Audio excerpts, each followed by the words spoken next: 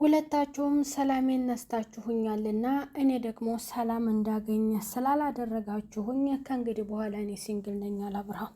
ሚስቱንም ውሽሚትንም ክድት አደረጋችሁ። እርፍ ምን ትሆኑ ወደ ድሮ ፍቅረኛ የተመለሰው አብርሃም ከፍቅር ጋር እንዴት ይህንን ነገር ልታደርግ ትችላለህ ብለው ጠየቁት። ወይ ድፍረት! ከኋላ መታችሁ 7 ዓመት ሙሉ የደከመው ከፍቅር ጋር ነው። ከኋላ መተሽ እሺ 2 ዓመት ከምናምን ያክል ሩታ አወድ አገብቶሻል፣ ልክ ነው፣ ወልደሻል። ይህን አልተሳሳትንም፣ አምነናል። ግን ውሽሚት ሄርሜላ አንቺ ምን ቤት ነሽ? በሰው ትዳር ላይ ጥልቅ ብለሽ አንቺ ብዙ ነገር ደክም ያለው መስዋዕትነት ከፍዬልሃለሁ። እኔ ላንተ ፍቅር የምገባው ሴት እኔ ነኝ፣ ፍቅር አሰጣጥ እኔ ላንተ አንደኛ ነኝ እያለሽ ስትቀበጣጥሪ እሱን እያሳደድሽው ያለሽው ሴት ማለት ነው ውሽሚት። በኮንፊደንስ እንዴት ነው ፍቅርን 7 ዓመት ሙሉ ከአንተ ጋር ከቆየች እንዴት አላስወለድካትም ማለት ጉድ እኮ ነው። ኧረ በጣም ይገርማል። አላስወለድካትም በማለት ደግሞ ስለተናገረችው አብርሃም በጣም ስቆባት፣ ፍቅርም ስቃ ነበረ። ሲጫወትብሽ ነበረ ማለት እንደገና ደግሞ ከኔም ጋር እየኖረ እኔ ሚስቱ ነኝ አይደለ? የልጁ እናት ነኝ። እንዴት ይሄንን ነገር እያደረገ ከኔ ጋር ህይወት እንዳለው እያወቀ እስካሁን ድረስ እንዴት ከሱ ጋር ልትቀጥ ይቻልሽ? በማለት ፍቅርንም ብትጠይቃት እንግዲህ ከኋላ መጣችሁ ይህን ያህል ማድረግ አትችሉም ብላ አስጠንቀቃ ነግራቸው ነበረ።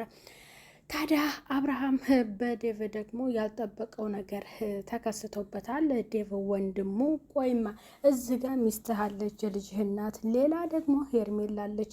ወደ ድሮ ፍቅር መመለስህ ተገቢ ነው ወይ? ትክክል ነው ወይ? እኛንም ቤተሰብህን አታሰድባል። ርፍ ምስቅልቅሉ ሊወጣ ነው ማለት ነው ገና። አንተ በጣም በእኔ ላይ እየተጫወትክብኝ ነው። እንዴት በእኔ ላይ ታፌዛለህ? ይሄንን ያከለ በማለት ደግሞ ከፍቅር ጋር እንዲለያይና ከሷ ጋር እንዳይቀጥል ሩታም ብትናገርም ምን እንደዚህ ያለሽ? አንቺ እኮ ፈትቼሻለሁ፣ ሚስቴ አይደለሽም። በቃ እኔ ሲንግል ነኝ፣ አታስቸግሩኝ አለ። ሲንግል መሆኑማ ለእነሱ መስመርና ክፍተት መፍጠር ነው። ምክንያቱም ወደ እሱ እንዲጠጉትና አሁንም እንዲነዘነዙት ነው። ስለ ፍቅር ማብራራት አይጠበቅ ቅብኝም ብሎ በግልጽ ተናግሯል። ታዲያ ዴቭ ወደ ፍቅር መሄድ የለብም፣ በቃ ያቺ የድሮ ፍቅረኛህን ብትሆንም ያን ደግሞ አቁመሃል፣ ሌላ ህይወት ጀምረሃል። አሁን ደግሞ ህይወትህን ከልጅህ እናት ጋር እንዲሁም ደግሞ ከሄርሜላ ጋር እንግዲህ ዴቭ ራሱ ግራ ገብቶታል። በትክክል አይደለም እኮ ዴቭ ራሱ አንደኛዋን ሴት አይደለም። በፊት ከሄርሜላ ጋር ነበር። አሁን ደግሞ ከማን ጋር መጣ? ከሩታ ጋር መጣ። ጉድ እኮ ነው። ወደ ነፈሰበት የሚያጋድሉ ናቸው ሁሉም ማለት ነው። አብርሃም ለሁለቱም የሰጣቸው በቃ አንተም በእኔ ህይወት አያገባህም፣ ሩታም ተፈተሻል፣ በቃ ተፈተሻል ሲል አስጠንቀቆ ነግሯታል። እንግዲህ ምን ይደረግ? ድሮ ነበርክ የልጄ አባት ነበርክ የኔም ባል ተነጠኩኝ በድሮ ፍቅረኛው እያለሽ እየተረትሽ እንግዲህ መሄድ አለብሽ። አርፈሽ ልጅሽን አሳድጊ። ምንም አይደረግም። ከ7 ዓመት ፍቅረኛና ከ2 ዓመት ፍቅረኛ ስታመዛዝኝ አንቺ ማንኛው ነው ይበልጥ የሚወደውም ሆነ ልቡ ርፍ የሚልበት የማይረሳ የሚኖርበት? ያቺ 7 ዓመት አብረው ካሳለፈችው ጋር ነው። ሄርሜላ ውሽሚት ደግሞ ዝም ብለሽ ነው የምትደክሚው። በቃ አርፈሽ ብትከበሪ ይሻልሻል፣ ምላሽ ብትሰጭምና እንዲሁም ደግሞ 3ኛ አካል እንደሆንሽና ከሁለቱ መካከል አንቺ ያለሽን ቦታና ደረጃ ማንኛውም ሰው የሚገምተውና የሚያውቀው ስለሆነ ነው። ሰላም ጤና ይስጥልኝ ውድ እየተከበራችሁ የቻናል ተከታታዮች ቤተሰብ በሙሉ በያላችሁበት ሰላማችሁ ይብዛልኝ። ቤተሰብ ለቻናሉ አዲስ የሆናችሁ ቤተሰብ የሆናችሁ እንዲሁም ቪዲዮ ላይክ እና ሼር በማድረግ እስከ መጨረሻው እየተከታተላችሁ ቻናሉን አበረታቱ ትላለሁ። ሄርሜላ የሰጠችው ምላሽ አለ።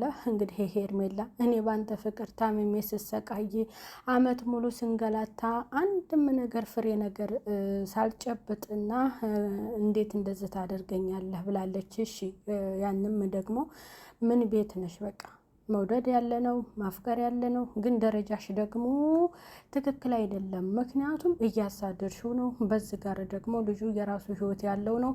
ይበልጥ ያንጨረጨራት ደግሞ ከፍቅር ጋር ለምን እንደዚህ ያደርጋል? ምክንያቱም ትተሃታል፣ ሌላ ህይወት ጀምረሃል፣ ልጅ ወልደሃል። ያም ሆነ ደግሞ ከኔ ጋር መጣ፣ አንተ ጭራሽ አተራማሽ ነህ፣ ሴቶችን ጨረስካቸው ምናምን ብላ ቀበጣጥራለች። እንግዲህ ያው ክብር ለራሷ ማግኘት አለባት ማለት ነው። ቤተሰብ ሩታም በቃ ተስፋዋን ቆርጣ አረፋ ልጇን ታሳድግ። ምንም አይደረግም። ምን ይደረጋል እንግዲህ ወደ ድሮ ፍቅር ተመልሶ የድሮን ፍቅር ማስታወስን የመሰለ ነገር የለም። ስለዚህ ተበልታችኋል። እንግዲህ በቃ ሌላ ዞር እያላችሁ ጥበሱ። ሄርሜላ ዘመዶች ነው ምስኪን ድከም ያለው ምንድን ነው? ይደክማል አለ እና ዘመዶች ነው የምትደክም። ሩታ አርፈሽ ልጅሽን አሳድጊ። ከአብርሃም ያገኘሽው ቁም ነገር እና ፍሬ ልጅሽ ብቻ ነው።